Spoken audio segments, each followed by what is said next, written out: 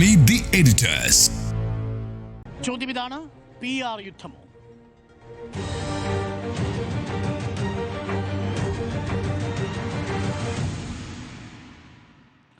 നമുക്കൊപ്പം PR സുനിൽ ഡൽഹിയിൽ നിന്നും തത്സമയം ചേരുന്നുണ്ട്. ആ PRും ഈ PRും രണ്ട് PR ആണ്. പറയണമെന്ന് വിചാരിച്ചതാണ്. അതെ അതെ, നമ്മളുടേത് പബ്ലിക് റിലേഷൻസ് ആണ്. ഇപ്പോൾ ചോദ്യം, തെരഞ്ഞെടുപ്പിന്റെ സമയത്ത് ഭരണ സംവിധാനങ്ങൾ ഉപയോഗിച്ച് PR നടത്തുമെന്ന് പ്രതിപക്ഷം പറയുന്നു. എന്നാൽ പ്രതിപക്ഷം കനകോലുവിന്റെ ക്യാപ്സ്യൂളിനനുസരിച്ചാണ് തന്ത്രങ്ങൾ മെനയുന്നതെന്ന് ഭരണപക്ഷവും പറയുന്നു. PR സുനിൽ ഡൽഹിയിൽ നിന്നും ടെലി ട്രാൻസ്പോർട്ടിംഗ് സ്റ്റുഡിയോ സംവിധാനം വഴി PR Sunil, welcome. PR Sunil, good evening. PR യുദ്ധമാണോ? നമ്മളിപ്പോൾ കേരളത്തിൽ ഏറ്റവും അധികം ചർച്ച ചെയ്യുന്ന ഒരു പേര് സുനിൽ കനകോലുവിൻ്റെ പേരാണല്ലോ. ഈ സുനിൽ കനകോലുവിൻ്റെ ഒരു വാക്കിൽ നിന്ന് തന്നെ തുടങ്ങാം. സുനിൽ കനകോലു ഈ തെരഞ്ഞെടുപ്പ് വിജയത്തെക്കുറിച്ച് പറഞ്ഞിരിക്കുന്നത് ഇങ്ങനെയാണ്: യുക്തി കൊണ്ട് തെരഞ്ഞെടുപ്പിൽ വിജയിക്കാനാകില്ല, പകരം വികാരങ്ങളാണ് തെരഞ്ഞെടുപ്പ് വിജയത്തെ നിർണ്ണയിക്കുന്നത്. തെരഞ്ഞെടുപ്പ് വിധിയെ നിർണ്ണയിക്കുന്നത് വികാരങ്ങളാണ്. ആ വികാരങ്ങളെ നിങ്ങൾക്ക് എങ്ങനെ ഉപയോഗപ്പെടുത്താൻ കഴിയും, എങ്ങനെ ചൂഷണം ചെയ്യാൻ കഴിയും, അതാണ് ഒരു തെരഞ്ഞെടുപ്പിൽ വിജയം നിർണ്ണയിക്കുന്നത്. ഇന്നത്തെ കാലത്ത് തെരഞ്ഞെടുപ്പ് വിജയം എന്നത് അങ്ങനെയായി മാറുകയാണ്.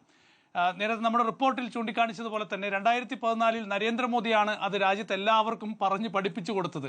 നരേന്ദ്രമോദിയെ PR ഏജൻസികൾ ഒരു വലിയ ബിംബമായി ഉയർത്തിക്കാട്ടി. നമുക്കറിയാലോ, അന്ന് ചായ് പേ ചർച്ച എന്നൊക്കെ പറഞ്ഞു വലിയ ചർച്ചയായിരുന്നു. പാവപ്പെട്ടവൻ്റെ നേതാവ്, പാവപ്പെട്ടവൻ്റെ പ്രധാനമന്ത്രി, അങ്ങനെ പാവപ്പെട്ടവൻ എന്തുകൊണ്ട് രാജ്യത്ത് പ്രധാനമന്ത്രി ആയിക്കൂടാ എന്നൊക്കെ അന്ന് PR ഏജൻസികൾ, ഈ പ്രശാന്ത് കിഷോറും സുനിൽ കനകോലുവും ഒക്കെയാണ് നരേന്ദ്രമോദിയെ അങ്ങനെ ഒരു ബ്രാൻഡാക്കി ഇന്ത്യയിൽ ഉയർത്തി കാണിച്ചത്. അന്ന് BJPക്ക് വേണ്ടി നരേന്ദ്രമോദിയെ ഇന്ത്യയുടെ പ്രധാനമന്ത്രിയാക്കാൻ വേണ്ടി പ്രവർത്തിച്ച സുനിൽ കനകോലുവാണ് ഇപ്പോൾ കേരളത്തിൽ UDFനെ അധികാരത്തിലെത്തിക്കാനായി കോൺഗ്രസിന് വേണ്ടി പ്രവർത്തിക്കുന്നത്. അപ്പോൾ ഓരോ മണ്ഡലത്തിൽ ആര് സ്ഥാനാർത്ഥിയാകണം എന്നതടക്കം നിശ്ചയിക്കുന്നത് സുനിൽ കനകോലുവാണ്. അപ്പോൾ സുനിൽ കനകോലുവിൻ്റെ നിർദ്ദേശപ്രകാരമാണ് കേരളത്തിൽ സ്ഥാനാർത്ഥികളെ നിർണ്ണയിക്കുന്നത്. കേരളത്തിൽ ഓരോ നേതാക്കൾ എങ്ങനെ പ്രസംഗിക്കണം എന്ന് തീരുമാനിക്കുന്നത്, ഓരോ നേതാക്കൾ എങ്ങനെ നടക്കണം, എങ്ങനെ ചിരിക്കണം, എങ്ങനെ ഇരിക്കണം, എങ്ങനെ ഭക്ഷണം കഴിക്കണം, എങ്ങനെ സഞ്ചരിക്കണം എന്നതൊക്കെ ഇപ്പോൾ തീരുമാനിക്കുന്നത് അങ്ങനെയാണ്. VD സതീശൻ്റെ പ്രസംഗം കേട്ടാൽ നമുക്കറിയാം, ഓരോ 60 സെക്കൻഡ് വെച്ച് കട്ട് ചെയ്യാൻ പറ്റുന്ന റീൽ പാകത്തിനാണ് VD സതീശൻ്റെ ഓരോ പ്രസംഗവും. അത് കൃത്യമായി അറിയാം. അതൊക്കെ കൃത്യമായി PR ഏജൻസികൾ നിർദ്ദേശിക്കുന്ന തരത്തിലാണ് ഇപ്പോൾ ഓരോ നേതാക്കന്മാരും ഇപ്പോൾ പ്രസംഗിക്കുന്നത്, ഈ തെരഞ്ഞെടുപ്പ് രംഗത്ത് നിറഞ്ഞു നിൽക്കുന്നത്. മണ്ണിൽ ചവിട്ടി നിന്ന് സാധാരണ ജനങ്ങളുടെ വികാരങ്ങൾ നേരിട്ട് സ്ഥാനാർത്ഥികളോ നേതാക്കളോ അറിയുന്ന കാലം ഏതാണ്ട് അവസാനിക്കുകയാണ്. ഉത്തരേന്ത്യൻ സംസ്ഥാനങ്ങളിൽ ഇതൊന്നും പുത്തരിയല്ല. കാരണം ഇപ്പോൾ രാഹുൽ ഗാന്ധി റായ്ബറേലിയിൽ വിജയിച്ചു കഴിഞ്ഞാൽ പിന്നെ രാഹുൽ ഗാന്ധിയെ റായ്ബറേലിക്കാർ കാണുന്നത് അടുത്ത തെരഞ്ഞെടുപ്പിനാണ്. ഇതേ സാഹചര്യമാണ് നമ്മൾ ഉത്തരേന്ത്യൻ സംസ്ഥാനങ്ങളിൽ എവിടെ പോയാലും അവിടുത്തെ വോട്ട് ചോദിച്ചെത്തുന്ന ഒരു നേതാവിനെ മാത്രമാണ് അവിടുത്തെ വോട്ടർമാർ കാണുക. പിന്നീട് ഒരിക്കലും ആ നേതാവിനെ കാണില്ല. അത് ഉത്തർപ്രദേശിലായിക്കോട്ടെ, മധ്യപ്രദേശിലായിക്കോട്ടെ, ഛത്തീസ്ഗഡിലായിക്കോട്ടെ, ജാർഖണ്ഡിലായിക്കോട്ടെ, എല്ലായിടത്തും ഇത് തന്നെയാണ്. പക്ഷേ കേരളത്തിലൊരു മാറ്റമുണ്ട്. കേരളത്തിൽ ഒരു MLA ആയാലും MP ആയാലും നമുക്കറിയാം, അവിടെ കല്യാണം, കാതുകുത്ത്, ചരമം, മരണം തുടങ്ങി എല്ലാ പരിപാടികളിലും അവിടുത്തെ ജനപ്രതിനിധികളുടെ സാന്നിധ്യം ഉണ്ടാകും. പക്ഷേ എന്നിട്ട് പോലും നമുക്ക് ഈ നേതാക്കൾക്ക് അവിടെ സ്ഥാനാർത്ഥിയായാൽ വിജയിക്കുമോ എന്ന് തിരിച്ചറിയാൻ PR ഏജൻസികളുടെ സഹായം വേണ്ടിവരുന്നു എന്നതാണ് ഇന്നത്തെ പുതിയ സാഹചര്യം എന്ന് പറയുന്നത്. അതുകൊണ്ട് തെരഞ്ഞെടുപ്പ് രംഗമാകെ PR ഏജൻസികൾ കൈയടക്കുന്ന സാഹചര്യമാണ്. 2019 800 കോടി രൂപയാണ് വാട്സപ്പ് മെസ്സേജുകൾക്ക് വേണ്ടി BJP ചെലവാക്കിയത്. 800 കോടി രൂപ ചില്ലറയാണോ? 800 കോടി രൂപ.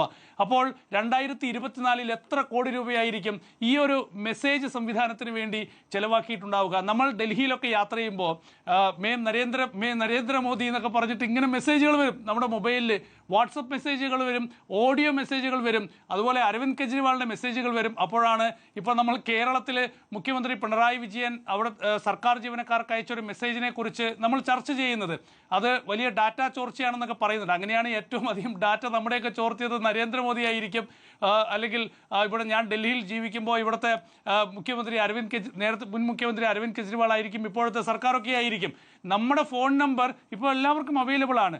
ഈ PR ഏജൻസികളുടെ ഏറ്റവും പ്രധാനപ്പെട്ട ഒരു ശ്രമം അറിയോ എങ്ങനെയാണ്?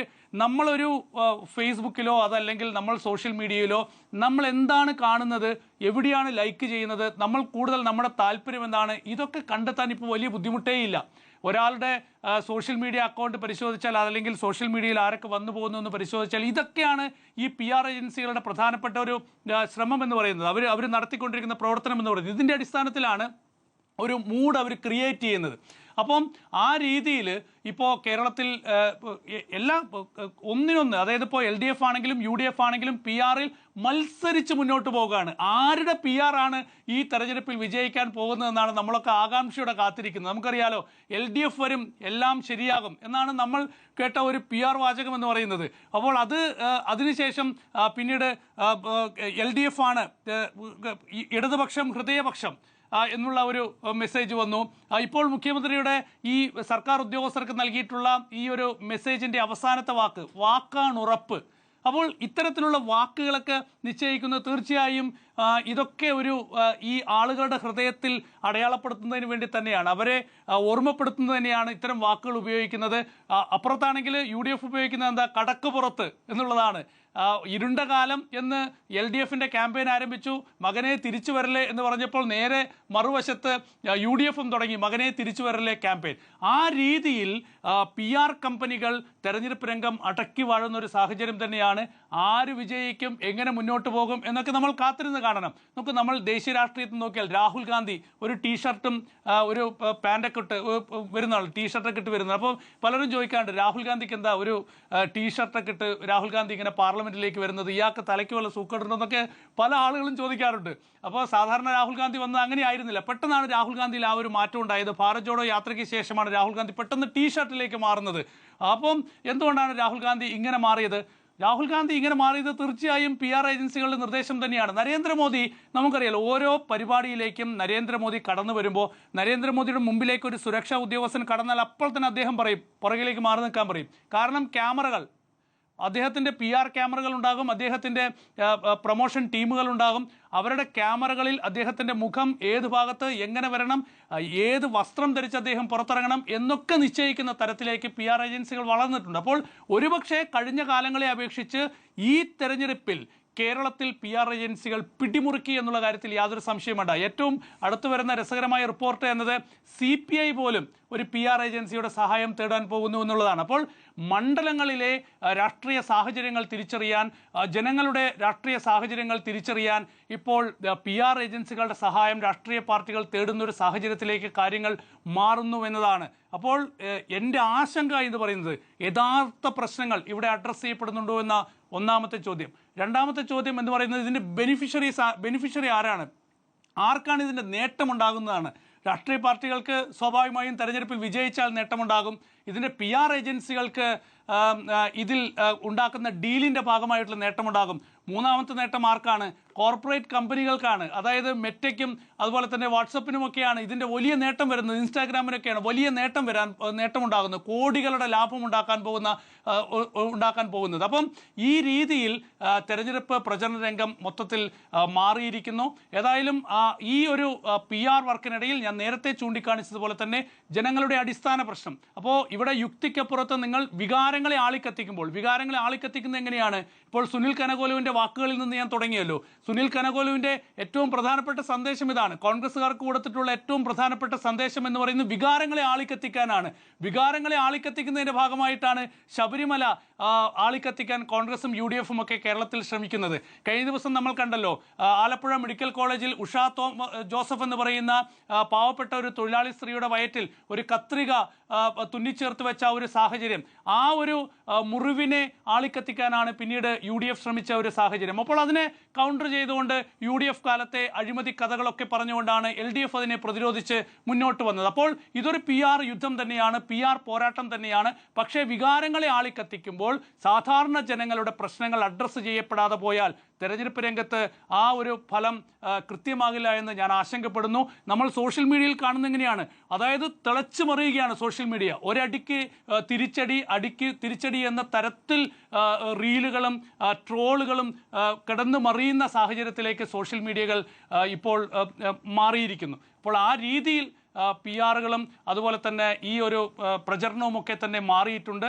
ജനങ്ങളെ മറന്നു പോകരുത് എന്ന് മാത്രമാണ് എനിക്ക് രാഷ്ട്രീയ പാർട്ടികളോടും രാഷ്ട്രീയ നേതാക്കളോടും ഈ രംഗത്ത് പ്രവർത്തിക്കുന്നവരോടും ഒക്കെ തന്നെ എനിക്ക് അഭ്യർത്ഥിക്കാനുള്ളത്, PR കമ്പനികൾ എന്ന് പറയുന്നത് അത് അവരുടെ ഒരു കച്ചവടം മാത്രമാണ്. ആ കച്ചവടം രാഷ്ട്രീയത്തെ നിയന്ത്രിക്കുന്ന ഒരു സാഹചര്യത്തിലേക്ക് കാര്യങ്ങൾ പോകുന്നത് തീർച്ചയായും വലിയ ആശങ്ക തന്നെയാണ്. മുൻപൊന്നും ഇങ്ങനെയായിരുന്നില്ല. താഴെത്തട്ടിൽ ഇറങ്ങി നടന്ന്, മണ്ണിൽ ഇറങ്ങി നടന്ന് സാധാരണക്കാരനെ നേരിൽ കണ്ട് അവൻ്റെ വികാരങ്ങൾ, അവൻ്റെ പ്രശ്നങ്ങൾ നേരിട്ടറിഞ്ഞുകൊണ്ടാണ് ഒരു തെരഞ്ഞെടുപ്പിൽ എങ്ങനെ ആരെ സ്ഥാനാർത്ഥിയാക്കണം, ആര് മത്സരിക്കണം എന്നൊക്കെ രാഷ്ട്രീയ പാർട്ടികൾ തീരുമാനിച്ചിരിക്കുന്നത്. വളരെ എളുപ്പമാണ്. ഒരു PR കമ്പനി വിളിക്കുക, ആ മണ്ഡലത്തിൽ ആര് മത്സരിക്കും, മത്സരിച്ചാൽ ജയിക്കും, അവിടെ എന്താണ് അവസ്ഥ, നിങ്ങളുമായി പരിശോധിച്ചോ, റിപ്പോർട്ട്, ആ റിപ്പോർട്ടിൻ്റെ അടിസ്ഥാനത്തിൽ സ്ഥാനാർത്ഥിയെ നിർണ്ണയിക്കുന്നു. അപ്പോൾ പുതിയ കാലമാണ്. പുതിയ കാലത്ത് ഇതാണ് ട്രെൻഡ്. ആ ട്രെൻഡ് എത്രത്തോളം നമ്മുടെ ജനാധിപത്യ സംവിധാനത്തെ ശക്തിപ്പെടുത്തും എന്ന് നമുക്ക് കാത്തിരുന്ന് കാണാം. PR യുദ്ധമോ എന്നാണ് ചോദ്യം.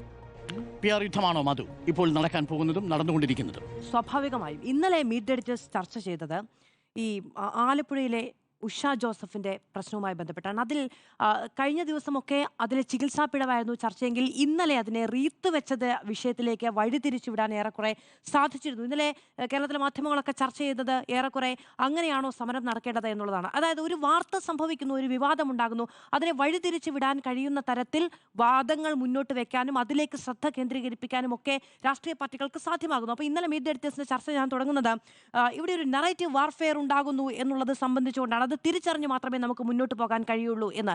ഇത് വളരെ സ്വാഭാവികമായി ഉണ്ടാകുന്നതല്ല. നമുക്കറിയാവുന്നതാണ്, പോയ തലമുറയിൽ എല്ലാം തന്നെ രാഷ്ട്രീയ നേതാക്കൾ അങ്ങോട്ടും ഇങ്ങോട്ടും സംസാരിച്ചു തുടങ്ങിയിട്ടുണ്ടെങ്കിൽ തീ പാറുന്ന വാഗ്വാദങ്ങൾ ഉണ്ടാകും. പക്ഷേ അതിനെ ഷേപ്പ് ചെയ്യുന്ന, അത് എന്താണ് പറയേണ്ടത് എന്നതടക്കം എഴുതി കൊടുക്കുന്ന തരത്തിലുള്ള വലിയ വലിയ PR ഏജൻസികൾ കേരളത്തിലെ മണ്ണ്, മനസ്സ്, രാഷ്ട്രീയമൊക്കെ പിടിച്ചടക്കിയിരിക്കുന്നു എന്നുള്ളത് പറഞ്ഞു പോകാൻ കഴിയില്ല. ഇതിപ്പോൾ നോക്കൂ, ഈ ചർച്ച ഉണ്ടാകുന്നത് എങ്ങനെയാണ്?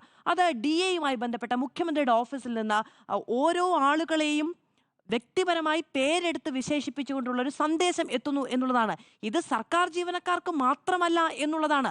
സർക്കാർ ജീവനക്കാർക്ക് മാത്രമല്ല, അധ്യാപകർക്ക് ലഭിക്കുന്നുണ്ട്, സംരംഭകർക്ക് ലഭിക്കുന്നുണ്ട്. ഇങ്ങനെ സർക്കാരിൻ്റെ പദ്ധതികളുമായി ബന്ധപ്പെട്ട് ഏതെങ്കിലും തരത്തിൽ ഏതെങ്കിലും കാലത്ത് ബന്ധപ്പെട്ടിട്ടുള്ള എല്ലാവരിലേക്കും അവരുടെ പേര് മെൻഷൻ ചെയ്തുകൊണ്ട് തന്നെ ഈ സന്ദേശം എത്തുന്നുണ്ട്.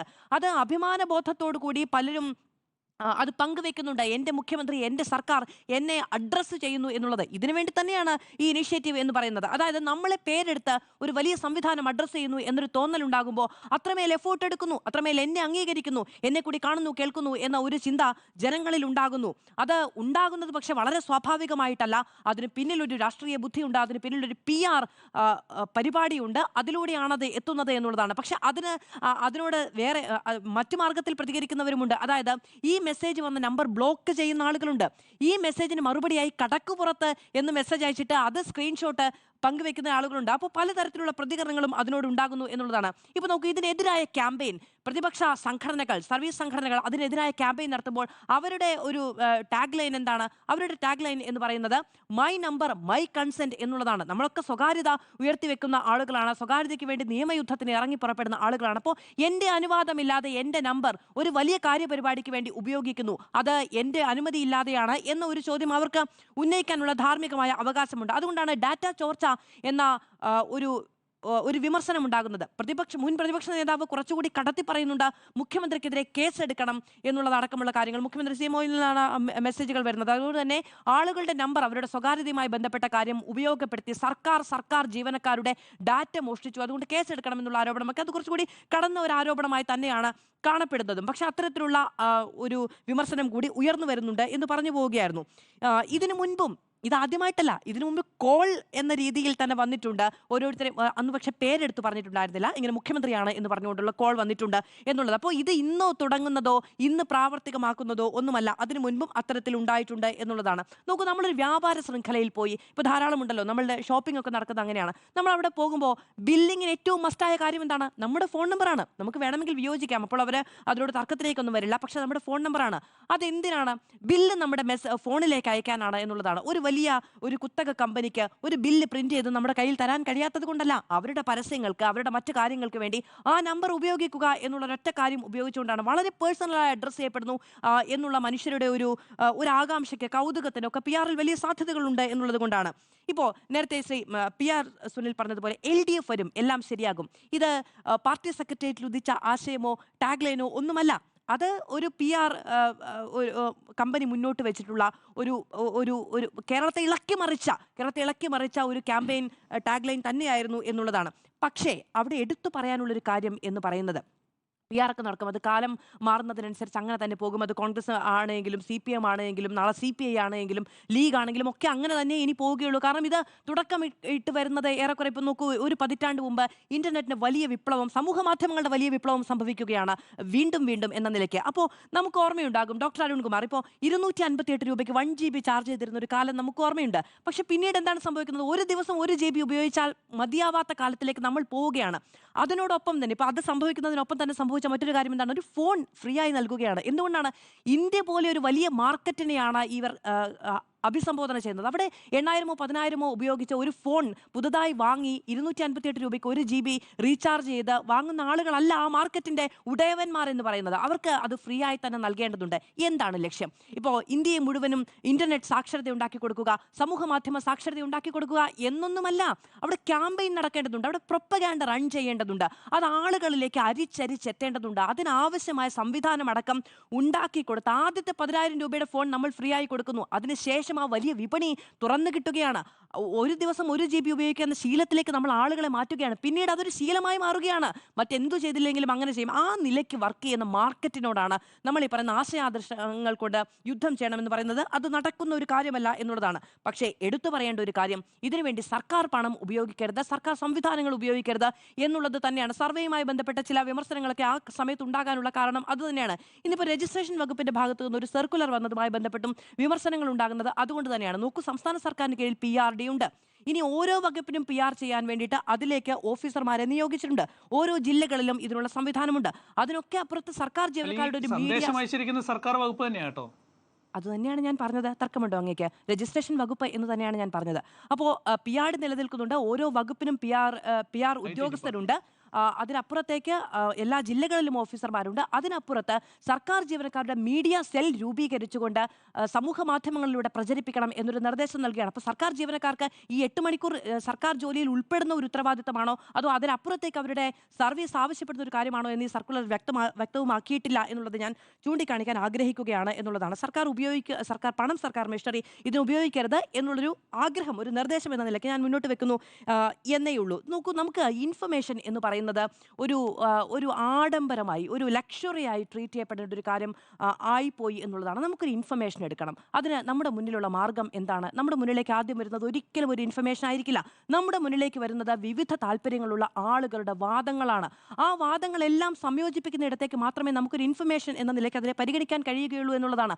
ആ നിലയ്ക്ക് പ്രവർത്തിക്കുന്ന വലിയ സന്നാഹങ്ങളാണെന്നേ അപ്പുറത്തും ഇപ്പുറത്തും. ഇന്നലത്തെ ചർച്ചയിലും പറഞ്ഞു, നട്ടപ്പാതിരക്ക് നിന്നുകൊണ്ട് ഇത് പട്ടാപ്പകലാണെന്ന് പറയാനും സമർത്ഥിക്കാനും അത് വിശ്വസിപ്പിക്കാനും കഴിയുന്നൊരു സംവിധാനം അപ്പുറത്ത് നിൽക്കുന്നുണ്ട്. ഒരാൾ ഒരു അഴിമതി ആരോപണം ഉന്നയിച്ചിട്ടുണ്ടെങ്കിൽ അത് അഴിമതി അല്ല എന്ന് പറയുന്നതിനപ്പുറത്ത് നിങ്ങൾ അഴിമതി ചെയ്തിട്ടില്ലേ എന്ന ചോദ്യം കൊണ്ട് അതിനെ മൂടി വെക്കാൻ കഴിയുന്ന സംവിധാനം ഉണ്ട്. അത് ഇപ്പുറത്തുമുണ്ട്. ഞങ്ങളുടെ അഴിമതി ആ കാലത്തുണ്ടായിരുന്നെങ്കിൽ 10 വർഷം കൊണ്ട് നിങ്ങൾ ഭരിച്ചപ്പോൾ എന്തുകൊണ്ട് അറസ്റ്റ് ചെയ്തിട്ടില്ല എന്ന് ചോദിക്കുന്നതുണ്ട്. ഇപ്പോൾ നിങ്ങൾ കാണിക്കുന്നത് അഴിമതിയല്ലേ എന്ന് ചോദിക്കുന്നവരുണ്ട്. അപ്പോൾ ഈ ചോദ്യങ്ങൾ തമ്മിലേ കൂട്ടിമുട്ടുന്നുള്ളൂ. ഉത്തരങ്ങൾ എന്ന് പറയുന്നത് സംഭവിക്കുന്നതേയില്ല.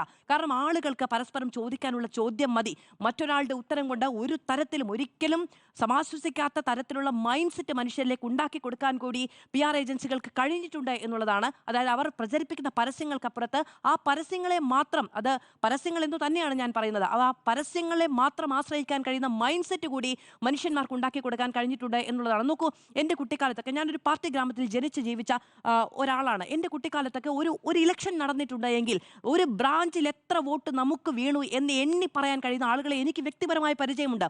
അവിടെ നിന്ന് ഇപ്പുറത്തേക്ക് ആ ബ്രാഞ്ചിൽ എത്ര വോട്ട് വീഴും എന്ന് PR ഏജൻസി പറഞ്ഞാൽ മാത്രം അറിയാൻ കഴിയുന്ന ആളുകളായി നമ്മുടെ നേതാക്കൾ മാറിയിട്ടുണ്ട് എങ്കിൽ അത് അവർക്ക് നേരത്തെ PR സുനിൽ ചൂണ്ടിക്കാണിച്ചതുപോലെ മണ്ണിനോട്, മനുഷ്യന്റെ രാഷ്ട്രീയത്തോട് സമരസപ്പെടാൻ കഴിയാത്ത തരത്തിൽ മാറിയിട്ടുണ്ട് എന്നുള്ളതാണ്. ചിരിക്കുന്നത്, വർത്തമാനം പറയുന്നത്, ആശയങ്ങൾ പ്രചരിപ്പിക്കുന്നത്, പ്രസംഗിക്കുന്നത് ഒക്കെ മറ്റൊരാളുടെ ഡയറക്ഷനിലാകുമ്പോൾ അവനവന്റെ സ്വത്വമാണ് അവിടെ നഷ്ടപ്പെട്ടു പോകുന്നത് എന്നുള്ളത് പറയാതിരിക്കാൻ കഴിയില്ല എന്നുള്ളതാണ്. PR ക്യാമറകൾക്ക് മുന്നിൽ അഭിനയിക്കുകയാണ് രാഷ്ട്രീയ പ്രവർത്തനത്തിന് അപ്പുറത്തേക്ക് നേതാക്കൾ എന്ന് പറയുന്നത് ആശങ്കപ്പെടുത്തുന്ന സാഹചര്യം തന്നെയാണ്. PR യുദ്ധമാണോ എന്നുള്ളതാണ് ചോദ്യം. ഇത് കേവലം PR യുദ്ധമല്ല. ഇപ്പോൾ കേരളത്തിൽ നടന്നുകൊണ്ടിരിക്കുന്നതും ഇനി വരുന്ന ദിവസങ്ങളിലും ആഴ്ചകളിലും നടക്കാൻ പോകുന്നതും ഒരു PR മഹായുദ്ധമാണ് എന്നതിൻ്റെ സൂചനകളാണ് ഇപ്പോൾ വരുന്നത്. അത് ഭരണപക്ഷത്തുനിന്നുണ്ടാവും, അത് പ്രതിപക്ഷത്തുനിന്നുണ്ടാവും. അത് ഈ തെരഞ്ഞെടുപ്പിൽ കൂടുതലായിരിക്കും. പ്രിയപ്പെട്ട പ്രേക്ഷകർ ഓർമ്മിക്കുന്നുണ്ടാവും, പ്രശാന്ത് കിഷോർ EPW എഴുതിയൊരു ആർട്ടിക്കിളിൽ 2014 തിരഞ്ഞെടുപ്പിനെ വിശേഷിപ്പിച്ചത് 2019 തിരഞ്ഞെടുപ്പിനെ വിശേഷിപ്പിച്ചത് അത് വാട്സപ്പ് ഇലക്ഷൻ ആയിരുന്നു എന്നാണ്. പിന്നീട് 2024 ആയപ്പോഴേക്കും ആ വാട്സപ്പ് എന്നതിൽ നിന്ന് മാറി അത് കുറച്ചുകൂടി പ്രൊഫഷണലായ PR വർക്കായിട്ട് മാറുന്നത് നമ്മൾ കണ്ടു. പലതരം ഏജൻസികൾ പലതരം സ്ട്രാറ്റജികൾ മെനഞ്ഞുകൊണ്ട് രാഷ്ട്രീയ പാർട്ടികളെ സഹായിക്കാൻ വരുന്നു. പണ്ട് BJPക്ക് ഗുണമായിട്ട് നിന്നവർ പിന്നീട് തൃണമൂൽ കോൺഗ്രസിലേക്ക് പോകുന്നതും ഐപാക്കിനെ സഹായിക്കുന്നതും കണ്ടു. തൃണമൂൽ കോൺഗ്രസിനോടൊപ്പം നിന്നവർ പിന്നീട് JDUവിനോടൊപ്പം വരുന്നത് കണ്ടു. അവിടെ നിന്ന് പിന്നീട് അവർ സ്വന്തമായിട്ട് പാർട്ടി രൂപീകരിക്കുന്നത് കണ്ടു. പ്രശാന്ത് കിഷോറിനോടൊപ്പം ഉണ്ടായിരുന്നവർ പിന്നീട് ഐപാക്കിൽ നിന്ന് സുനിൽ കനഗോലു എന്ന് പറയുന്ന കോൺഗ്രസിൻ്റെ ഒപ്പം ചേരുന്നത് കണ്ടു. അങ്ങനെ വിവിധ PR ഏജൻസികൾ വലിയ തുക ഈടാക്കി PR ഏജൻസികൾ രാഷ്ട്രീയത്തിൻ്റെ തന്ത്രങ്ങൾ മെനയുന്ന അവസ്ഥയിലേക്ക് എത്തിയിട്ടുണ്ട്. പ്രിയപ്പെട്ട പ്രേക്ഷകരെ, ഞാൻ 3 കാര്യങ്ങൾ പ്രധാനമായും പറയാം. ഒന്ന്, എങ്ങനെയാണ് ഈ PR ഏജൻസികൾ പ്രവർത്തിക്കുന്നത് എന്നുള്ളത്. 2, ഇപ്പോഴത്തെ ചർച്ചയ്ക്ക് പ്രധാനപ്പെട്ട കാരണമായ മുഖ്യമന്ത്രിയുടെ ഓഫീസ് സന്ദേശം അയക്കുന്നതിൽ നിയമവിരുദ്ധതയുണ്ടോ. 3ാമത്തെ കാര്യം, ആരോഗ്യ മേഖലയെ ചുറ്റിപ്പറ്റി ഇപ്പോൾ നടത്തുന്ന വലിയ പ്രചരണത്തിന് പിന്നിലെ വാസ്തവം എന്താണ്. ഈ 3 കാര്യങ്ങളാണ് ചുരുങ്ങിയ സമയത്തുള്ളിൽ ഞാൻ പറയാൻ പോകുന്നത്. അതിൽ ആദ്യത്തെ കാര്യം, ഈ പ്രചരണത്തിനൊരു രീതിയുണ്ട് മാധു. സുനിൽ നേരത്തെ പറഞ്ഞതുപോലെ സുനിൽ കനഗോലു പറയുന്നത് യുക്തിയല്ല, പകരം നിങ്ങൾ വികാരത്തെയാണ് ഇളക്കേണ്ടത് എന്നുള്ളതാണ്. യുക്തി അഡ്രസ്സ് ചെയ്ത് കഴിഞ്ഞാൽ ചില പാർട്ടികൾ തോറ്റുപോകാനുള്ള സാധ്യതയുണ്ട്. യുക്തിയുടെ അളവുകോൽ വെച്ച് നോക്കുമ്പോൾ നിങ്ങളുടെ നാട്ടിൽ വന്ന വികസനത്തെക്കുറിച്ച്, നിങ്ങളുടെ വീട്ടിൽ വന്ന വരുമാനത്തിൻ്റെ വർധനവിനെക്കുറിച്ച്, നിങ്ങളുടെ കുട്ടികൾ മികച്ച സ്കൂളിൽ പഠിക്കുന്നതിനെക്കുറിച്ച്, നിങ്ങളുടെ ചെറുപ്പക്കാർ മികച്ച ഗവേഷണ സ്ഥാപനങ്ങളിൽ പണിയെടുക്കുകയും മികച്ച സ്റ്റാർട്ടപ്പുകൾ തുടങ്ങുന്നതിനെക്കുറിച്ച്, നിങ്ങളുടെ തദ്ദേശ സ്ഥാപനങ്ങൾ മാലിന്യ വിമുക്തമായതിനെക്കുറിച്ച്, വീട്ടുപടിക്കൽ സേവനങ്ങൾ എത്തുന്നതിനെക്കുറിച്ചൊക്കെ ചർച്ച ചെയ്യും. യുക്തിയാണ് നിങ്ങൾ അഡ്രസ്സ് ചെയ്യുന്നതെങ്കിൽ. അപ്പോൾ ഒരു കാരണവശാലും യുക്തിയെ നിങ്ങൾ അഡ്രസ്സ് ചെയ്യരുത്. പകരം നിങ്ങൾ എന്ത് ചെയ്യണം? പകരം വികാരത്തെ അഡ്രസ്സ് ചെയ്യണം. വികാരത്തെ അഡ്രസ്സ് ചെയ്യാനുള്ള ഏറ്റവും വലിയ കുറുക്കുവഴി എന്താണെന്നറിയാമോ? 2 കാര്യങ്ങളാണ്. ഒന്ന്, ഏതെങ്കിലും ഒരു വീഴ്ചയുണ്ടെങ്കിൽ ആ വീഴ്ചയിലെ ഒരു വൈകാരികമായൊരു രംഗത്തെ തൊടുക. പക്ഷേ അത് വലിയ ബുദ്ധിമുട്ടാണ് തെരഞ്ഞെടുപ്പ് സമയത്ത് വീണ് കിട്ടാൻ. വളരെ അപൂർവമായിട്ട് മാത്രമാണ് ഉഷ ജോസഫിനെ പോലെ, വേണുവിനെ പോലുള്ള ഇൻസിഡൻറ്റുകൾ തെരഞ്ഞെടുപ്പിന് തൊട്ട് മുമ്പ് വരുന്നത്. പക്ഷേ അതൊന്നും കൂടുതൽ ജനങ്ങളിലേക്ക് എത്തില്ല. അതുകൊണ്ട് എന്ത് ചെയ്യണം? വികാരങ്ങളെ നിങ്ങൾക്ക് ഏറ്റവും നന്നായിട്ട് ഉപയോഗിക്കാൻ പറ്റിയ ഒരു മാർക്കറ്റ് എന്ന് പറയുന്നത് വിശ്വാസത്തിൻ്റെ കമ്പോളമാണ്. ആ വിശ്വാസത്തിൻ്റെ കമ്പോളമാണ് കേരളത്തിൽ പ്രതിപക്ഷം വലിയ ആയുധമാക്കി മാറ്റുന്നത്. നോക്കൂ, തന്ത്രപരമായി ഇപ്പോൾ തന്ത്രിയിലേക്ക് തിരിഞ്ഞിട്ടുണ്ട്. തന്ത്രിയെ മുന്നിൽ നിർത്തിക്കൊണ്ടുള്ള യുദ്ധമാണ്. പോറ്റിയെ മുൻനിർത്തിക്കൊണ്ടുള്ള യുദ്ധം എന്താ അവസാനിപ്പിച്ചത്? കാര്യം യുക്തിപരമായ ചില കാര്യങ്ങൾ മറുപക്ഷം ചോദിച്ചു തുടങ്ങിയപ്പോൾ പാട്ട് തന്നെ പൊളിഞ്ഞു പോകുന്ന സാഹചര്യമുണ്ടായി. അപ്പോൾ ഇനി തന്ത്രിയെ മുൻനിർത്തിക്കൊണ്ട് ഹിന്ദു വികാരത്തെ ഉണർത്തിക്കൊണ്ട് ഈ തെരഞ്ഞെടുപ്പിനെ നേരിടാനുള്ള തന്ത്രത്തിലേക്ക് മാറുന്നു. സാധാരണ രീതിയിൽ നമ്മൾ ഈ PR സ്ട്രാറ്റജികളെ കുറിച്ച് പഠിക്കുമ്പോൾ പറയുന്നൊരു കാര്യമുണ്ട്. പ്രശാന്ത് കിഷോറിനെയും സുനിൽ കനഗോലുവിനെയും നോക്കിയാൽ പ്രധാനമായിട്ടും 3 ആക്സിസിലാണ് അവ പ്രവർത്തിക്കുന്നത്. അതിലൊന്ന്, ഈ ഗ്രാസ് റൂട്ട് എൻഗേജ്മെൻറ്റ് പരമാവധി ഉറപ്പിച്ചാൽ മാത്രമേ നിങ്ങൾക്കൊരു തെരഞ്ഞെടുപ്പിൽ വിജയിക്കാൻ പറ്റൂ. അല്ലാതെ എത്ര കള്ളക്കഥകൾ ഉണ്ടാക്കിയാലും നിങ്ങൾക്ക് നിർത്താൻ പറ്റില്ല. നോക്കൂ, ഇവിടെ ഗ്രാസ് റൂട്ട് മാനേജ്മെന്റിൽ സാധാരണക്കാരനെ തൊടുന്ന രീതിയിൽ നേരത്തെ തന്നെ ഈ തെരഞ്ഞെടുപ്പ് പ്രവർത്തനം ആരംഭിച്ചിട്ടുണ്ട്. ഏതാണെന്ന് മനസ്സിലായോ? ആശാവർക്കർമാരെ മുൻനിർത്തി. നോക്കൂ, കോൺഗ്രസ് ഈ തെരഞ്ഞെടുപ്പിലേക്ക് പിച്ച് ചെയ്തത് ഇന്നല്ല, പകരം ആശാ വർക്കർമാരെ സമരത്തിന് മുന്നിൽ അണിനിരത്തിയത്. That was a strategy. നോക്കൂ, നേരിട്ട് കോൺഗ്രസിന്റെ ആൾക്കാരല്ല അവിടെ ഉണ്ടായിരുന്നത്. SUCയുമായി ബന്ധപ്പെട്ട നേതാക്കളാണ് അതിന് നേതൃത്വം നൽകിയത്. പിന്നീട് മറ്റെല്ലാ വിഭാഗത്തിൽപ്പെട്ട ആൾക്കാരും അതിനോടൊപ്പം ചേരുന്നത് കണ്ടു. അതിനെ UDF ആണ് പിന്തുണച്ചത്, അതിനെ കോൺഗ്രസ് ആണ് ആദ്യം പിന്തുണച്ചത്. പിന്നീട് സുരേഷ് ഗോപിയൊക്കെ പന്തലിൽ വന്ന് പോകുന്നത് നമ്മൾ കണ്ടു. ഇന്നും നോക്കൂ, ആശാ വർക്കർമാർ ആർക്ക് വേണ്ടിയിട്ടാണ് പ്രചരണത്തിനിറങ്ങിയത്? UDFന് വേണ്ടിയാണ് കഴിഞ്ഞ തദ്ദേശ തെരഞ്ഞെടുപ്പിൽ പ്രചരണത്തിനിറങ്ങിയത്. ഇക്കുറിയും ഈ സർക്കാരിനെതിരെ പ്രചരണത്തിനിറങ്ങുമെന്ന് പറയുന്നു. ഇപ്പോൾ ഗ്രാസ് റൂട്ട് മാനേജ്മെന്റ്, ബാക്കി എന്താ ആൾക്കാരെ പിടിക്കാൻ പറ്റാത്ത? ഇപ്പോൾ തൊഴിലുറപ്പ് തൊഴിലാളികളെ പിടിക്കാൻ എന്താ കോൺഗ്രസിന് പറ്റാത്ത? തൊഴിലുറപ്പ് തൊഴിലാളികളുമായി ബന്ധപ്പെട്ട അവരുടെ ജീവിതത്തെ നിശ്ചയിക്കുന്ന അടിസ്ഥാനപരമായ ഒരു തൊഴിൽ നിയമ ഭേദഗതി VBG റാംജി ബിൽ കേന്ദ്ര പാർലമെന്റിൽ അവതരിപ്പിക്കുമ്പോൾ പ്രതിപക്ഷ നേതാവായ രാഹുൽ ഗാന്ധി അങ്ങ് ജർമ്മനിയിൽ BMW സ്കൂട്ടർ ഓടിച്ച് കളിക്കുന്ന തിരക്കിലായിരുന്നു. തൊഴിലുറപ്പ് തൊഴിലാളികൾ ഇന്നിപ്പോൾ CPMന്റെ ഇടതുപക്ഷത്തിന്റെ ഫോണിലാണ് കേരളത്തിൽ. കാരണം അവർക്കറിയാം തൊഴിലുറപ്പുമായി ബന്ധപ്പെട്ടുകൊണ്ടുള്ള പ്രധാനപ്പെട്ട നിയമ ഭേദഗതികൾ സമർപ്പിച്ചത് അന്ന് CPMും കൂടി ഭാഗമായിരുന്ന UPA സമരം പ്രഖ്യാപിച്ചിട്ട് ഇതുവരെ കോൺഗ്രസ് നടത്തിയിട്ടില്ല. അതേ തൊഴിലുറപ്പ് പദ്ധതിയുമായി ബന്ധപ്പെട്ടൊരു സമരം, കേരളത്തെ ഇളക്കി മറിച്ചുകൊണ്ടൊരു സമരം കോൺഗ്രസ് നടത്തിയിട്ടുണ്ടോ? അത് ഗ്രാസ് റൂട്ട് എൻഗേജ്മെന്റ് വേണമെങ്കിൽ നിങ്ങൾ കർഷകരിലേക്കും പോകണം. കർഷകരിലേക്ക് പോകാൻ പറ്റുമോ കോൺഗ്രസിന്? 91 ഉദാരവൽക്കരണ നിയമം നടപ്പിലാക്കിയ മൻമോഹൻ സിംഗിന്റെ സർക്കാരിന്, ASEAN കരാറുമായി ബന്ധപ്പെട്ട ഉടമ്പടികൾ വെച്ച സർക്കാരിന് കേരളത്തിലെ കർഷകരുടെ കാര്യത്തിൽ, ഇന്ത്യയിലെ കർഷകരുടെ കാര്യത്തിൽ നേരിട്ടിറങ്ങാൻ പറ്റൂ? എന്നിട്ടും കാർഷിക വിരുദ്ധ നിയമങ്ങൾക്കെതിരെ രാഹുൽ ഗാന്ധി സമരം ചെയ്തു. പക്ഷേ കേരളത്തിൽ എന്തുകൊണ്ടാണ് കർഷകരെ സംഘടിപ്പിക്കാൻ പറ്റാത്തത്?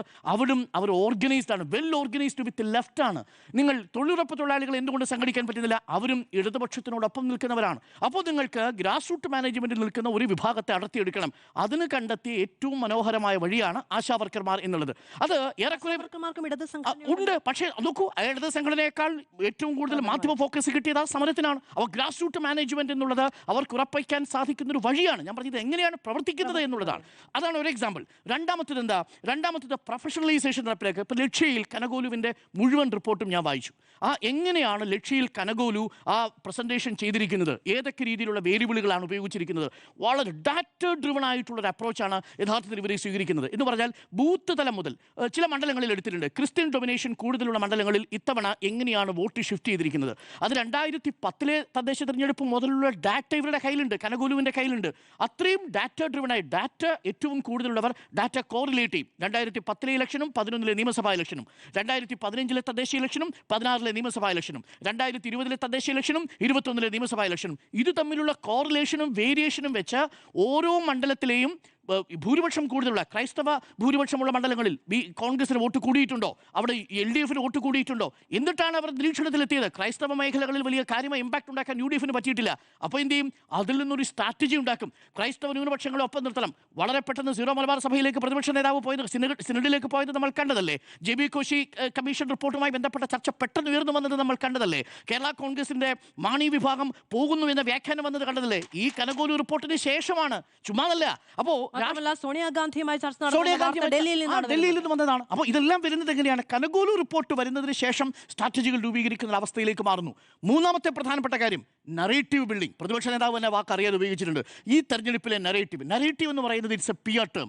അതൊരു PR ടേമാണ്, അതൊരു പൊളിറ്റിക്കൽ ടേം അല്ല. കാര്യം ഒരു നറേറ്റീവിനെ നിങ്ങൾ സൃഷ്ടിച്ചെടുക്കുക എന്ന് പറയുന്നതാണ് PRന്റെ ജോലി.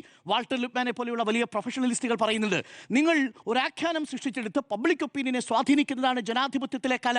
യഥാർത്ഥ യുദ്ധത്തിന് സമാന്തരമായി ഇത്തരത്തിൽ ഇന്ത്യ പാക് യുദ്ധം. അപ്പോൾ ആ നറേറ്റീവ് ഉണ്ടാക്കുക എന്നുള്ളതാണ് ഒരു പ്രതീതി നിർമ്മാണത്തിന് ആവശ്യമായിട്ടുള്ള ഒരു ആഖ്യാനം ഉണ്ടാക്കലാണ് നറേറ്റീവ്. ഇവിടെ എന്താ നറേറ്റീവ് ഇപ്പോൾ ഉണ്ടാക്കിയിരിക്കുന്നത്? ഈ സർക്കാരിനെ പിടിക്കാനുള്ള നറേറ്റീവ് എന്താ? ഈ സർക്കാരിനെ തോൽപ്പിക്കാനുള്ള നറേറ്റീവ് എന്താ? ഭരണം മോശമാണ് എന്ന് വരുത്തി തീർക്കണം. പക്ഷേ അടിസ്ഥാനമായി നിങ്ങൾ ഏതെങ്കിലും വകുപ്പ് എടുത്തു നോക്കൂ. ഏതെങ്കിലും ഒരു വകുപ്പ്, നമുക്ക് ശരിയാണ് വനം വന്യജീവി വകുപ്പ്, അതല്ലെങ്കിൽ ചില സമയങ്ങളിൽ മൃഗസംരക്ഷണ വകുപ്പുമായി ബന്ധപ്പെട്ട്, അതല്ലെങ്കിൽ ചില വിഷയങ്ങൾ നമുക്ക് കണ്ടിട്ടുണ്ട്. അത് ഒഴിച്ചു നിർത്തിയാൽ ബാക്കി ഏതെങ്കിലും വകുപ്പിനെ കുറിച്ച് വ്യാപകമായ രീതിയിലുള്ള പരാതി നിങ്ങൾ കണ്ടിട്ടില്ല. അവിടെ അപ്പോൾ ഒരു നറേറ്റീവ് സൃഷ്ടിക്കുക എന്നുള്ളത് വളരെ പ്രധാനപ്പെട്ട കാര്യമാണ്. അപ്പോൾ ഗവേണൻസിനെതിരെ ഒരു വകുപ്പിനെ ഫോക്കസ് ചെയ്യണം. അതാണ് ഞാൻ ഇനി പറയാൻ പോകുന്ന ആരോഗ്യ വകുപ്പ്. ആഭ്യന്തര വകുപ്പിന് നോക്കൂ, അത് ആ പോലീസുമായി ബന്ധപ്പെട്ടുകൊണ്ടുള്ള ചില ദൃശ്യങ്ങൾ പുറത്തു വരുമ്പോൾ സൃഷ്ടിക്കുന്നതാണ്. അത് നമ്മളടക്കം പറഞ്ഞു, അത് നറേറ്റീവ് അല്ല, ദാറ്റ്സ് എ റിയാലിറ്റി. പക്ഷേ നറേറ്റീവായിട്ട് കൊണ്ടുവന്ന എവിടെ? അതവർ വിട്ടു. അതുകൊണ്ട് ഇത് രണ്ടും പിടിച്ചില്ല. ഇപ്പൊ നോക്കൂ, പോലീസ് അല്ലല്ലോ പ്രതിപക്ഷം മുന്നോട്ട് വയ്ക്കുന്നത്, വനവന്യജീവി വിഷയമല്ലല്ലോ മുന്നോട്ട് വയ്ക്കുന്നത്. ആഖ്യാനം എവിടെയാ പോയി നിൽക്കുന്നത്? ശബരിമല സ്വർണ്ണക്കൊള്ള. കുമാർ പറഞ്ഞത് അങ്ങനെ വകുപ്പുകൾ എടുത്ത് പറയാൻ കഴിയില്ല എന്നാണ്. അല്ല, ആ വകുപ്പുകൾ നോക്കൂ. വകുപ്പുകളിൽ ആഭ്യന്തര വകുപ്പ്, വനവന്യജീവി വകുപ്പ്, ചില വകുപ്പുകളെ നോക്കിക്കഴിഞ്ഞാൽ അത് പൊതു അസംതൃപ്തി ഉണ്ടാക്കിയിരിക്കുന്ന ചില വകുപ്പുകളുണ്ട്. പക്ഷെ ബാക്കിയുള്ള വകുപ്പുകളെ നോക്കൂ. ഏതെങ്കിലും ഒരു വകുപ്പ് മന്ത്രിക്കെതിരെ അഴിമതി ആരോപണം നിലവിലുണ്ടോ? നിലവിൽ ഒരു വകുപ്പ് മന്ത്രിക്കെതിരെ, ഏതെങ്കിലും ഒരു മന്ത്രിക്കെതിരെ അഴിമതി ആരോപണം പ്രതിപക്ഷത്തിന് ഉന്നയിക്കാൻ പറ്റിയോ? ഉന്നയിക്കാൻ പറ്റിയിട്ടില്ല എന്നതാണ് വാസ്തവം. അപ്പോൾ പിന്നെ ഒരു ആഖ്യാനം വേണം. എന്താഖ്യാനം? അപ്പോൾ മറ്റൊരു നെഗറ്റീവാണ്, വിശ്വാസത്തെ സംരക്ഷിക്കാത്ത സർക്കാർ, സ്വർണ്ണക്കൊള്ള നടത്തുന്ന സർക്കാർ. ആക്ച്വലി സ്വർണ്ണക്കൊള്ള നടത്തിയത് സർക്കാരാണോ? ദേവസ്വം ബോർഡിനകത്ത് ഇടപെടുന്നതിന് സർക്കാരിന് പരിമിതിയില്ലേ? ദേവസ്വം ബോർഡ് എങ്ങനെയാണ് പ്രവർത്തിക്കുന്നത് എന്നുള്ളത് ഒരു ഓട്ടോണമസ് ബോഡിയായിട്ട് പ്രവർത്തിക്കുകയല്ലേ? 2017 കൊടിമരത്തിന്റെ കാര്യത്തിലും സ്വർണ്ണക്കൊള്ള നടന്നിട്ടില്ലേ? അന്ന് UDFന്റെ ദേവസ്വം ബോർഡല്ലേ? പാത്രക്കൊള്ള നടന്നത് UDFന്റെ കാലത്തല്ലേ? അപ്പോൾ ഒരു നറേറ്റീവ് സൃഷ്ടിക്കാൻ വേണ്ടി വ്യാജമായ ചില നറേറ്റീവ് നിർമ്മാണം നടത്തുക എന്നതാണ് PRന്റെ പണി. ഇതാണ് ഇപ്പോൾ കേരളത്തിൽ നടന്നുകൊണ്ടിരിക്കുന്നത്. ഇത് പക്ഷേ സർക്കാരും ചെയ്യും. സ്വാഭാവികമായും സർക്കാർ എന്താ ചെയ്യുന്നത്? 90% മാധ്യമങ്ങളും സർക്കാരിൻ്റെ വികസന പ്രവർത്തനങ്ങൾ ജനങ്ങളിലേക്ക് എത്തിക്കാത്തത് കൊണ്ട് സോഷ്യൽ മീഡിയയിലൂടെ നിങ്ങൾ കൂടുതൽ ഉണർന്നു പ്രവർത്തിക്കണം എന്ന് മുഖ്യമന്ത്രി ആഹ്വാനം ചെയ്തു. നമ്മൾ തന്നെ ലൈവായിട്ട് കൊടുത്തു. പിണറായി മുഖ്യമന്ത്രി നടത്തിയ പ്രസംഗം നോക്കൂ. സർക്കാരിൻ്റെ പ്രവർത്തനങ്ങൾ ജനങ്ങളിലേക്ക് നേരിട്ടെത്തിക്കുക മാധ്യമത്തിന് ഉത്തരവാദിത്വമാണോ എന്ന് ചോദിച്ചാൽ അതും എത്തിക്കണം. പക്ഷേ നോക്കൂ, നല്ലൊരു റോഡ് നിർമ്മിച്ചു എന്ന് പറയുന്നതിനോടൊപ്പം തന്നെ ഒരു റോഡ് മോശമായി എന്ന് പറയുന്നിടത്താണ് മാധ്യമ പ്രവർത്തനം ഉണ്ടാകുന്നത്. കാരണം നല്ല റോഡുകൾ നിർമ്മിക്കുന്നത് ഗവൺമെന്റിന്റെ ജോലിയാണ്. ആ നല്ല റോഡിനെ കുറിച്ച് പറയുന്നത് PR-ആണ്. അപ്പോൾ സ്വാഭാവികമായും അവിടെ ഉണ്ടാവും ആ റോഡ് നല്ലതായിട്ടുണ്ട്, അത് ജനങ്ങൾക്ക് അനുഭവവേദ്യമാവുന്നു. പക്ഷേ ഒഴിഞ്ഞു കിടക്കുന്ന അല്ലെങ്കിൽ തകർന്നുപോയ റോഡിനെ കുറിച്ച് കൂടി നമ്മൾ പറയുക എന്നതാണ്. ഇനി ഞാൻ ബാക്കി രണ്ട് കാര്യങ്ങളിലേക്ക് കൂടി വരാം. അപ്പോൾ ഇതാണ് മൊത്തത്തിൽ പ്രചരണത്തിന്റെ ഒരു സ്വഭാവം, അതിന്റെ ശാസ്ത്രീയത എന്ന് പറയുന്നത്. ഒരു കണക്ക് കൂടി ഞാൻ പറയാം. കഴിഞ്ഞ തിരഞ്ഞെടുപ്പിൽ 2024 ലോക്സഭാ തെരഞ്ഞെടുപ്പിൽ പ്രചരണത്തിന് വേണ്ടി മാത്രം ഈ PR ഏജൻസികൾക്ക് വേണ്ടി മാത്രം 2008 കോടി രൂപ ഇന്ത്യയിലെ പ്രധാനപ്പെട്ട 2 പാർട്ടികൾ ഉപയോഗിച്ചിട്ടുണ്ട്. അതിൽ ഏറ്റവും പ്രധാനപ്പെട്ടത് കോൺഗ്രസ് പാർട്ടിയാണ്, മറ്റൊരു പാർട്ടി BJP ആണ് എന്നുള്ളതാണ്. ഇത്തരം PR ഏജൻസികൾ, അത് കഴിഞ്ഞാൽ തൃണമൂൽ കോൺഗ്രസ്, പിന്നെ DMK, അത് കഴിഞ്ഞാൽ ബിജു ജനതാദൾ, ഇങ്ങനെയാണ് കണക്കുകൾ വരുന്നത്. PR ഏജൻസികൾ ഉപയോഗിച്ചുകൊണ്ടുള്ള പബ്ലിസിറ്റിക്ക് വേണ്ടിയിട്ട് കോടിക്കണക്കിന് രൂപയാണ്. BJP കഴിഞ്ഞ 2024 തെരഞ്ഞെടുപ്പിൽ അവരുടെ മൊത്തം വരുമാനത്തിന് 44% ഉപയോഗിച്ചിരിക്കുന്നത് ഈ പബ്ലിസിറ്റിക്ക് വേണ്ടിയാണ്. 1499 കോടി. അത് കഴിഞ്ഞാൽ കോൺഗ്രസ് 620 കോടി, 18%. ഇതാണ് കണക്ക് നമ്മുടെ മുന്നിലുള്ളത്. ഇനി മുഖ്യമന്ത്രിയുടെ ഓഫീസിൽ നിന്ന് ഡാറ്റ ചോർത്തിയോ എന്നുള്ളതാണ്. ഇന്ന് NGO അസോസിയേഷൻ നേതാവിൻ്റെ പ്രസ്താവന കണ്ടു. സ്പ്രിംഗ്ലറിലെ ഡാറ്റ ചോർത്തിയതിന് സമാനമായ രീതിയിലാണ് മുഖ്യമന്ത്രിയുടെ ഓഫീസ് ഡാറ്റ ചോർത്തിയിരിക്കുന്നത്. ഞാനൊരു ഉത്തരവ് വായിക്കാം. കോവിഡ് കാലത്ത് തിരിച്ചറിയുന്നതിന് മാത്രമാണ് സർക്കാർ അമേരിക്കൻ കമ്പനിയായ സ്പ്രിംഗ്ലറിൻ്റെ സേവനം പ്രയോജനപ്പെടുത്തിയത്. നടപടിക്രമങ്ങളിൽ വീഴ്ചയുണ്ടായെങ്കിലും മഹാമാരിയുടെ അസാധാരണ സാഹചര്യത്തിൽ സർക്കാർ സ്വീകരിച്ച നടപടിയായി മാത്രമേ ഇതിനെ കാണാനാവൂ. അതിനാൽ സർക്കാർ നടപടി ന്യായീകരിക്കത്തക്കതാണെന്ന് ഈ ഹൈക്കോടതിക്ക് ബോധ്യമാകുന്നു. ഹൈക്കോടതിയുടെ ഡിവിഷൻ ബെഞ്ചിന്റെ ഉത്തരവ്. സ്പ്രിംഗ്ലറുമായി ബന്ധപ്പെട്ടുകൊണ്ട് പ്രതിപക്ഷം അന്ന് ഉയർത്തിയ എല്ലാ പ്രധാനപ്പെട്ട ആരോപണങ്ങളും എടുത്ത് കാട്ടിക്കളഞ്ഞു. ഇന്ന് സ്പ്രിംഗ്ലർ വിവാദമില്ല. കോടതി പറഞ്ഞത് സർക്കാർ അത് കോവിഡ് കാലത്ത് നടത്തിയ ഒരു പ്രവർത്തനമായിട്ട് മാത്രമേ കാണാൻ കഴിയൂ. എന്നിട്ടും ഇപ്പോൾ പ്രതിപക്ഷത്തിൻ്റെ സർവീസ് സംഘടന സ്പ്രിംഗ്ലർ എടുത്തുകൊണ്ട് വന്നത് എന്തിനാ മാധു? ഇത് ജനങ്ങളെ തെറ്റിദ്ധരിപ്പിക്കാനല്ലേ? ഹൈക്കോടതി ആ സ്പ്രിംഗ്ലർ വിഷയത്തിൽ സർക്കാരിനെ സംശയിക്കാൻ ഒന്നുമില്ല എന്ന് തന്നെ പറഞ്ഞു. അതൊരു പോയിന്റ്. രണ്ടാമത്, ആരാണ് യഥാർത്ഥത്തിൽ ഈ സന്ദേശം അയച്ചിരിക്കുന്നത്? മുഖ്യമന്ത്രിയുടെ ഓഫീസാണല്ലോ. ശരി, എനിക്ക് വന്നു. വളരെ അത്ഭുതകരമായ കാര്യം, ഞാൻ സർക്കാർ ജീവനക്കാരനായിരുന്നല്ലോ മാധു. 18 വർഷം ഞാൻ ഗസറ്റഡ് ഓഫീസറായിരുന്നു. ഏതെങ്കിലും ഒരു ഘട്ടത്തിൽ സർക്കാരുമായി ബന്ധപ്പെട്ട എല്ലാവരും കൗതുകകരമായ ഒരു കാര്യം ടി വി പ്രസാദ് റിപ്പോർട്ട് ചെയ്തു. എന്താണെന്നറിയാമോ? പൂട്ടിപ്പോയ സംരംഭങ്ങളുടെ ഉടമസ്ഥർക്കും ഈ ഉണ്ട്. ഞാനത് പറയാം. എനിക്ക് വന്നേക്കുന്ന മെസ്സേജ് ഇതാണ്. പ്രിയപ്പെട്ട അരുൺകുമാർ, നമസ്കാരം. കഴിഞ്ഞ ബജറ്റിൽ നൽകിയ പ്രധാന വാഗ്ദാനങ്ങൾ ഒന്നൊന്നായി നടപ്പിലാക്കുകയാണ്. ഫെബ്രുവരി മാസത്തെ ശമ്പളത്തിൽ അനുവദിച്ച 3% പുറമെ ബാക്കിയുള്ള 10% DA കൂടി അനുവദിച്ച് ഉത്തരവിറങ്ങിയിരിക്കുന്നു. ഇതോടെ ആകെ DA 35% വർദ്ധിപ്പിച്ചു. 3% DA ഏപ്രിൽ 1 ലഭിക്കുന്ന ശമ്പളത്തോടൊപ്പം ഇപ്പോൾ വർദ്ധിപ്പിച്ച 10% DA എത്തും. സർക്കാർ ജീവനക്കാരുടെ ഭവന നിർമ്മാണ അഡ്വാൻസ് HBA പുനഃസ്ഥാപിച്ച കാര്യവും അറിഞ്ഞിരിക്കുമല്ലോ. ജീവനക്കാരുടെ ക്ഷേമവും അവകാശങ്ങളും സംരക്ഷിക്കാൻ ഈ സർക്കാർ എന്നും ഒപ്പമുണ്ട്. വരും നാളുകളിലും ഈ കരുതൽ തുടരും. ഉറപ്പാണ് വാക്ക്. സ്നേഹത്തോടെ പിണറായി വിജയൻ മുഖ്യമന്ത്രി. ഇത് ആർക്കാ ഈ മെസ്സേജ് അയച്ചിരിക്കുന്നത്? മുഖ്യമന്ത്രി ആരാ? ഒരു സ്റ്റേറ്റിന്റെ ഭരണത്തിന്റെ ചുമതലയുള്ള റിയൽ എക്സിക്യൂട്ടീവ് ആണ്, അഥവാ നമ്മുടെ ഭരണ സംവിധാനത്തിന്റെ ചീഫ് എക്സിക്യൂട്ടീവ് ഓഫീസറാണ്.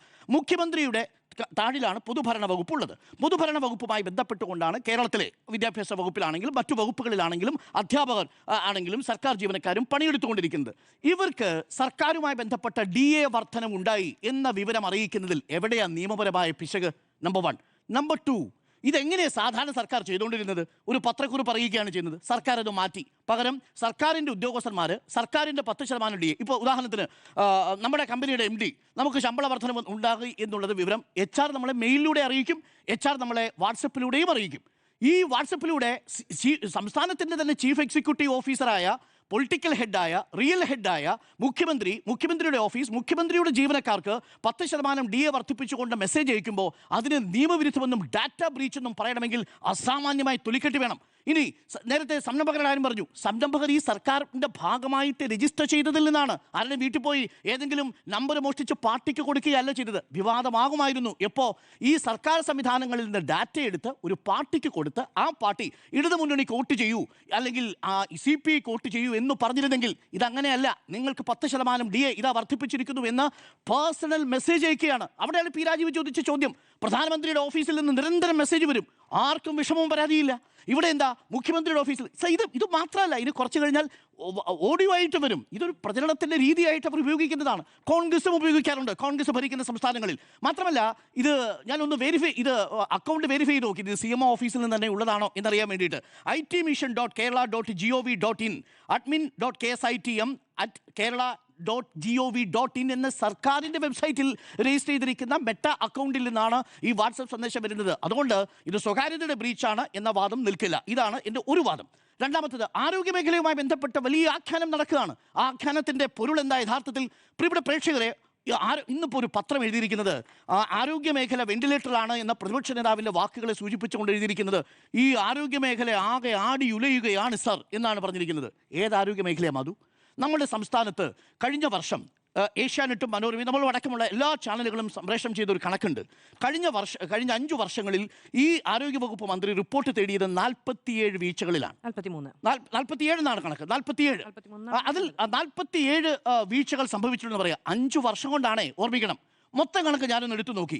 മൊത്തം നമ്മുടെ സംസ്ഥാനത്ത് സ്വകാര്യ മേഖലയിലും സർക്കാർ മേഖലയിലുമായിട്ട് നടന്ന വീഴ്ചകളിൽ 92%, 92.34% സംഭവിച്ചിരിക്കുന്നത് എവിടെയാണെന്നറിയാമോ?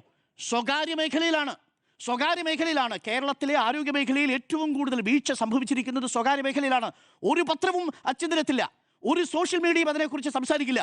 സർക്കാർ മേഖലയിൽ എത്ര വീഴ്ച എന്നറിയാമോ? 7.36%. അമേരിക്കയിൽ പോലും തന്നെ 20-22% വീഴ്ച സംഭവിക്കുമ്പോൾ നമ്മുടെ സംസ്ഥാനത്തും 7.36%. അത് കുറയ്ക്കണം, അത് വേണമെന്ന് തന്നെയാണ് നമ്മുടെ പക്ഷം. പക്ഷേ 92% വീഴ്ച വരുത്തുന്ന സ്വകാര്യ ആശുപത്രികൾക്ക് ജാമ്യം കൊടുക്കുകയും 7% വീഴ്ച വരുത്തുന്ന സർക്കാർ ആശുപത്രികൾ തകർന്നെന്നും വെന്റിലേറ്ററിലായെന്നും ആടിയുലയുകയാണ് എന്ന് പറയണമെന്നുണ്ടെങ്കിൽ അതിനു പിന്നിൽ വളരെ വ്യക്തമായ താല്പര്യമുണ്ട് എന്നുള്ളതാണ്. അത് കണക്ട് ചെയ്ത് വായിക്കുമ്പോഴാണ് KKR, ബ്ലാക്ക് എന്ന കമ്പനികളെ കുറിച്ച് നമ്മൾ പറയുക. ബേബി മെമ്മോറിയൽ ഹോസ്പിറ്റൽ ഏറ്റെടുത്തിരിക്കുന്നത് KKR എന്ന് പറയുന്ന ഗ്ലോബൽ ഇക്വിറ്റി ഫേമാണ്. മൈത്രേയ എന്ന് പറയുന്ന ആശുപത്രി ഏറ്റെടുത്തിരിക്കുന്നത് KKR എന്ന് പറയുന്ന അന്താരാഷ്ട്ര ഏജൻസിയാണ്. ഒപ്പം ബ്ലാക്ക് സ്റ്റോൺ ഏറ്റെടുത്തിരിക്കുന്നത് പല ആശുപത്രികളും, കിംസ് അടക്കമുള്ള ആശുപത്രികൾ, ആസ്റ്റർ മെഡിസിറ്റി, ഇവിടെയൊക്കെ വിദേശ നിക്ഷേപമുണ്ട്. മൊത്തം സ്വകാര്യ ആശുപത്രികളിലേക്ക് വന്ന നിക്ഷേപം 7000 കോടിയാണ്. ഇത് എവിടെ നിന്ന് കിട്ടും? ഒരു കണക്ക് കൂടി പറഞ്ഞ് ഞാൻ അവസാനിപ്പിക്കാം. കഴിഞ്ഞ 5 വർഷം കൊണ്ട്, ഞാൻ ഈ കണക്ക് പറഞ്ഞ് അവസാനിപ്പിച്ചോട്ടെ. കഴിഞ്ഞ 5 വർഷം കൊണ്ട് കേരളത്തിൽ പൂട്ടിപ്പോയ സ്വകാര്യ ആശുപത്രികളുടെ എണ്ണം അറിയാമോ? ചെറുകിട സ്വകാര്യ ആശുപത്രികൾ 1750. 1750 സ്വകാര്യ ആശുപത്രികൾ പൂട്ടിയതിന്റെ കാരണം എന്താണെന്നറിയാമോ മാധു? ഇവിടെയുള്ള പ്രൈമറി ഹെൽത്ത് സെന്റർ കുടുംബാരോഗ്യ കേന്ദ്രങ്ങളായി മാറുകയും ഈ സ്വകാര്യ ആശുപത്രികളിൽ പോയിരുന്ന ആളുകൾ എവിടേക്ക് പോകാൻ തുടങ്ങി? അവർ ഈ സർക്കാർ കുടുംബാരോഗ്യ ആശുപത്രി പോകാൻ തുടങ്ങി. ഈ പ്രചരണത്തിന്റെ ഭാഗമായി സംസ്ഥാനത്തെ പറയുന്ന നവീകരിക്കപ്പെട്ട ആശുപത്രികളുടെ വലിയ പട്ടിക ഇടത് ഹാൻഡിലുകൾ വ്യാപകമായി പ്രചരിപ്പിക്കുന്നുണ്ട്. അത് അടിസ്ഥാനപരമായ വസ്തുതയുമാണ്. പക്ഷെ ഒരൊറ്റ കാര്യം എനിക്ക് കൂട്ടിച്ചേർക്കാനുള്ളൊരു കാര്യം എന്ന് പറയുന്നത്, അന്താരാഷ്ട്ര കുത്തകകൾ മുഴുവനും സംസ്ഥാനത്തേക്ക് പുതിയ ഇൻവെസ്റ്റ്മെന്റുമായി വരുന്നതിന്റെ അടിസ്ഥാന ഡാറ്റ എന്താണ് എന്ന് വെച്ചിട്ടുണ്ടെങ്കിൽ, രാജ്യത്ത് തന്നെ ഏറ്റവും കൂടുതൽ out of pocket expenditure on health അത് കേരളത്തിനാണ്. അതുകൊണ്ട് തന്നെ സ്വാഭാവികമായും ഒരു രാജ്യത്തിന്റെ വിപണി സെലക്ട് ചെയ്യുന്ന സമയത്ത് അവരുടെ താല്പര്യം സ്വാഭാവികമായും കേരളത്തിലേക്ക് വരും. ഇനി ആ ഔട്ട് ഓഫ് പോക്കറ്റ് എക്സ്പെൻഡിച്ചർ എങ്ങനെ വന്നെന്നറിയാമോ? നമ്മൾ ശീലിച്ചെടുത്ത നമ്മളുടെ ആരോഗ്യശീലം കൊണ്ട്. നമ്മളുടെ കുഞ്ഞിനൊരു ചുമ വന്നാൽ നമ്മൾ വളരെ പെട്ടെന്ന് പീഡിയാട്രിഷ്യനെ കാണിക്കാൻ പോകും. ഉത്തർപ്രദേശിലാണെങ്കിൽ എന്താ അവസ്ഥ? അവിടെ പീഡിയാട്രിഷ്യനെ കാണണമെന്നുണ്ടെങ്കിൽ അവർക്ക് വണ്ടി എടുത്ത് 40-50 കിലോമീറ്റർ പോകേണ്ടി വരും. 1.5 കിലോമീറ്റർ ഒരു പീഡിയാട്രീഷ്യൻ ഉണ്ട്. നിങ്ങളുടെ കമ്മ്യൂണിറ്റി ഹെൽത്ത് സെന്ററിൽ പോയ ഒരു ഡോക്ടറെ കാണാം. ഉത്തർപ്രദേശിൽ അങ്ങനല്ല. അതാണ് അവസ്ഥ. ഔട്ട് ഓഫ് പോക്കറ്റ് പോകുന്നതല്ല ഔട്ട് ഓഫ് പോക്കറ്റ്. അല്ലല്ല, ആ കണക്കാണ് പറയാൻ പറ്റുന്നത്. UDFന്റെ കാലത്ത് ഔട്ട് ഓഫ് പോക്കറ്റ് എക്സ്പെൻഡിച്ചർ എത്രയാണെന്നറിയാമോ? ഞാൻ ആ കണക്ക് കൂടി എടുത്തിട്ടുണ്ട്. രണ്ട് കണക്കുണ്ട്. ഗ്രാമത്തിലുള്ള out of pocket expenditure Oommen Chandy സർക്കാരിന്റെ കാലത്ത് 17,054 രൂപയാണ്. 17,054 ഉമ്മൻചാണ്ടി സർക്കാരിന്റെ കാലത്ത്. LDFന്റെ കാലത്ത് കഴിഞ്ഞ 5 വർഷം 10,929 എന്ന് പറഞ്ഞാൽ ഔട്ട് ഓഫ് പോക്കറ്റ് എക്സ്പെൻഡിച്ചറിൽ 7,000 രൂപയുടെ കുറവ് വന്നിട്ടുണ്ട്. നഗരങ്ങളിൽ 23,250. അതിന്റെ കാരണം അടിസ്ഥാനപരമായ കാര്യമാണ് ഞാൻ പറഞ്ഞത്. ഒരു കണക്കാണ്, രാഷ്ട്രീയമല്ല എന്നതിനപ്പുറത്തേക്ക് ഞാൻ പറഞ്ഞത് അതാണ്. അപ്പൊ ആ ഔട്ട് ഓഫ് എക്സ്പെൻഡിച്ചർ കുറഞ്ഞു. ശരിയാണ്, അത് വസ്തുതയല്ലേ? അപ്പൊ അത് വസ്തുതയാകുമ്പോ എങ്ങനെയാ ആരോഗ്യരംഗം ആടിയുലഞ്ഞു എന്ന് പറയുക? അല്ല, ഞാനതിന് ന്യായം പറഞ്ഞില്ല. ഒരിക്കലും അത് പറയില്ലെന്ന് എനിക്കറിയാം. മാധു വസ്തുതാപരമായിട്ട് മാത്രമേ സംസാരിക്കൂ. മാധു ആരോഗ്യ വകുപ്പിനെ തള്ളി പറയില്ല എന്നെനിക്ക് ഉറപ്പാണ്. അപ്പോൾ PR യുദ്ധമാണോ എന്നുള്ളതായിരുന്നു ചോദ്യം. PR യുദ്ധമാണ് എന്ന് തന്നെയാണ് 3 പേരുടെയും അഭിപ്രായം.